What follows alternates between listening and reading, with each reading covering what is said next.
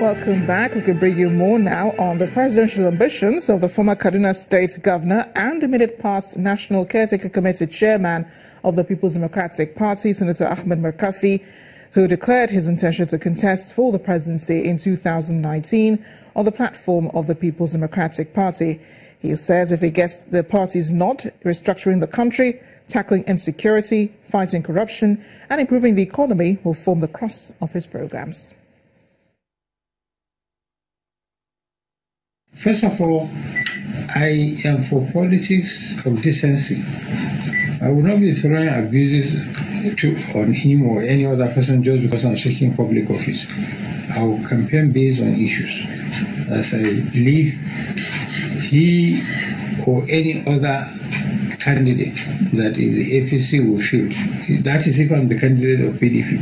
And if he happens to be candidate of APC, ultimately, let the campaign be on issues, not personality, not insult to one another. That will not take Nigeria anywhere. What will I do differently? From day one, is that I will listen to Nigerians. I will allow Nigerians to sit down and talk among themselves. What manner of restructuring do we require that will restore the unity and harmony in this our great country? Nigerians can sensibly discuss and arrive at what we can all sign on to, and government will move in to implement this. Two, simultaneously, because you can't wait, the issue of these killings under whatever guise must stop. Must stop. And the marching orders will be given, and people will be assessed based on their performance. The issue of psychopathy, sit tight, there is no improvement, and people just because they will claim to be loyal, continue to occupy office, will cease to exist. I will work even with the opposition. If I happen to be nominated by my party and happen to get elected, whether you are APC, Labour, or wherever, I believe we can build consensus on a number of national issues. Politicization of certain issues is dangerous. The former Kaduna State Governor on his declaration for presidency. Residents of Alifokpa Yache community in Yala local government area of Cross River State are calling on the federal government to help reconstruct the collapsed wall for proper boundary demarcation following claims of intrusion by its neighbors. The largely farming community also wants the state government to rehabilitate their roads, which they say has been impacting negatively on their livelihood. Our community report tonight looks at the concerns of the Alifokpa Yache community.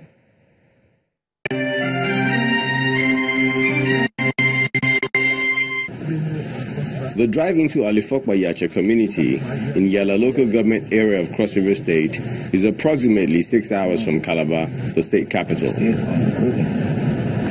The major occupation of the people here is farming. Men, women and children all chip in their quota. Money no day. Bag of Kano 3,000. And come harvest time, the food market shows how alive the business is, with traders and buyers haggling onto the best prices agreed upon.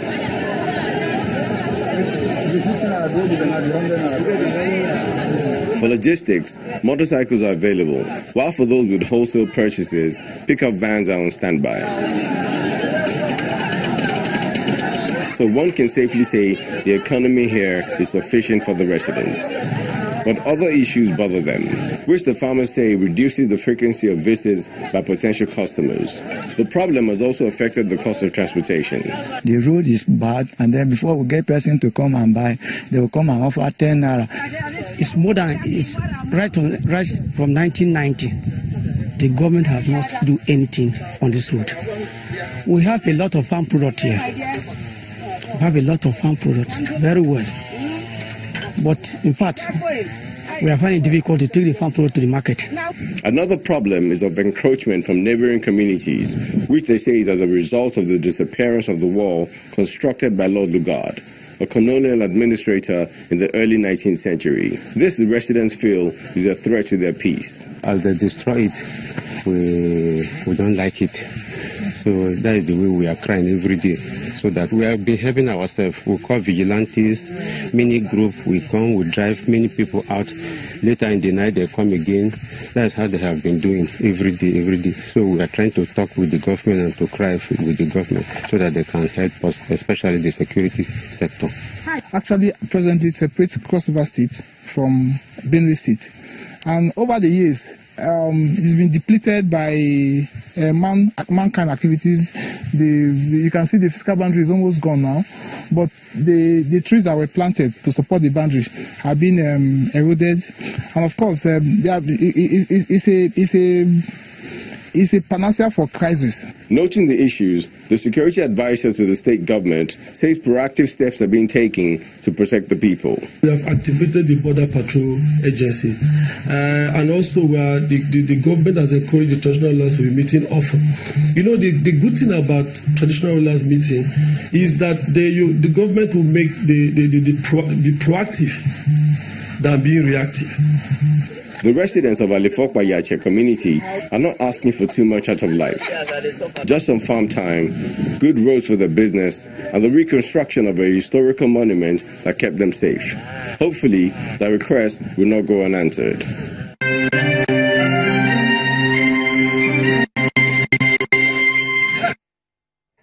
Meanwhile, residents of Bakin Uza in Karshi satellite town in the Federal Capital Territory are asking for a bridge to help reduce the effects of flooding in their area. This is coming after 6 people were drowned following a flood which swept away a Sienna vehicle with 4 passengers and a motorcycle with 2 passengers on Friday, June 8, 2018. Residents say this flooding was the worst in the town's history and fear that as the rainy season sets in, they might experience a recurrence of the tragedy. Our correspondent, Kayla Megwa, reports. Karshi is a satellite town in the nation's capital, 25 minutes away from the city center. The rain started lightly. We are led by the Santalin Karshi, one of the high chiefs of the Karshi district, to the site of the accident. On Friday, 8th of June 2018, this culvert, unable to handle the force of the water as it rained, led to a flooding in this area. The Sienna was struck at this very spot. Unable to open the car doors, the driver of the Sienna hoped the waters would subside. They didn't.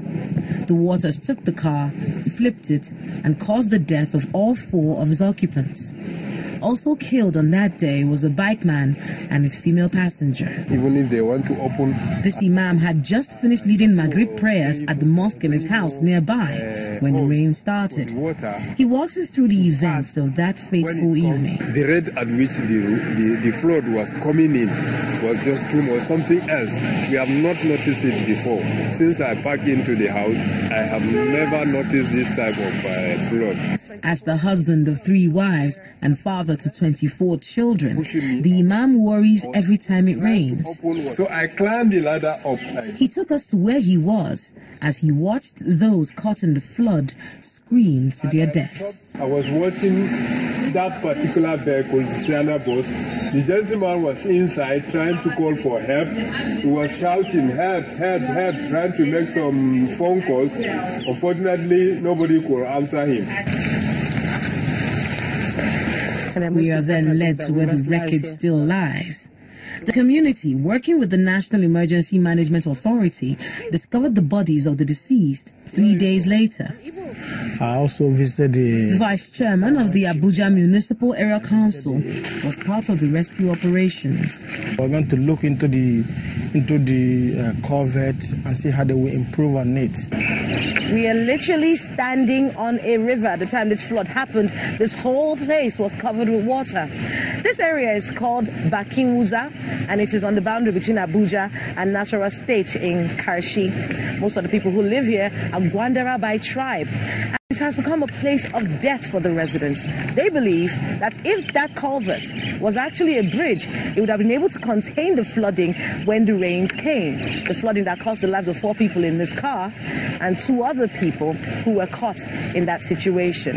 The residents are hoping that the government comes to their help because the rains are here. Kayla Megwa, Channels Television News. Over 300 prisoners in Kano State, northwest Nigeria, would now have a new lease of life as the governor has signed their release as part of his annual Eid Philanthropist Program initiative. Governor Abdullahi Ganduje made this prerogative of mercy on the prisoners during his Salah visit to prisons and some other detention facilities in the state. He asked the freed inmates to join his empowerment programs and desist from committing crimes that may likely take them back to prison. Our Kano correspondent Idris Jibrin reports. Since assuming office in 2015, it has become an annual tradition for Kano State Governor Abdullahi Ganduje to assist the poor and pardon prisoners serving time for minor crime. The governor's first visit was to the Kano Central Prison, where he was received by the controller of the state prison service. Here he interacted with inmates and gave transport fare to those who just regained their freedom. Governor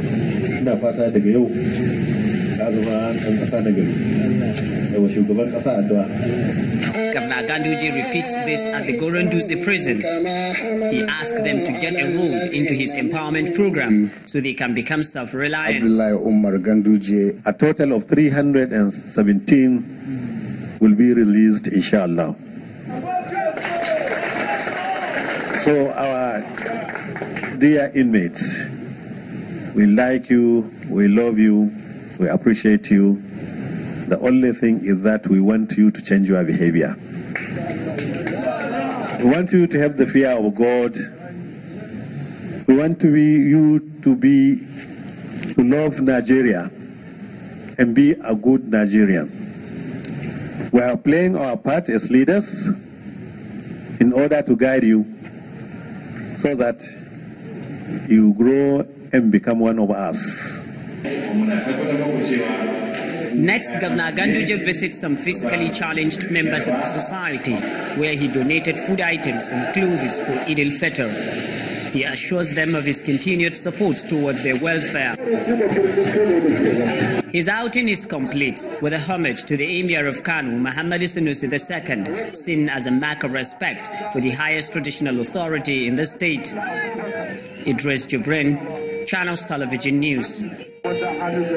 And even more cheery news, the celebration of the Eid-el-Fitr continues. Fun seekers have found ways of spending their holidays, as many families are seen making their way to various fun spots in the Federal Capital Territory. Some of those who spoke to Channels Television at the popular Millennium Park in Abuja say the festive period has provided them the opportunity to spend quality time with their loved ones and also appreciate God for a successful Ramadan season. Our correspondent Amaka Okafor reports. Fun seekers making their way to the various fun spots in the Federal Capital Territory, especially the popular Millennium Park, in continuation of the Eid-el-Fitr celebrations. Different families carrying food, drinks and mats make their way to the biggest park in the Federal Capital Territory. Inside the park, families are seen sitting in clusters, taking in the scenery and enjoying themselves with their loved ones. I'm here to have fun with my family members. I'm here to celebrate Salah because Salah is meant for having fun. And I'm just here to have a great time. I'm here to spend my very good Salah holiday with my family because it's a very happy holiday to spend it with your family because it's Salah. The holiday is just a short midterm, but celebrating it with my family makes it a long holiday, so I like the holiday. Others say hanging out in a place like this is a way of showing appreciation to God for a successful Ramadan period. Every Muslim that went through the Ramadan will be very, very grateful to the Almighty for giving him this chance. Some people, towards the beginning of the Ramadan, there are no more. Some no more when the thing started. Some are even hours to the end of it.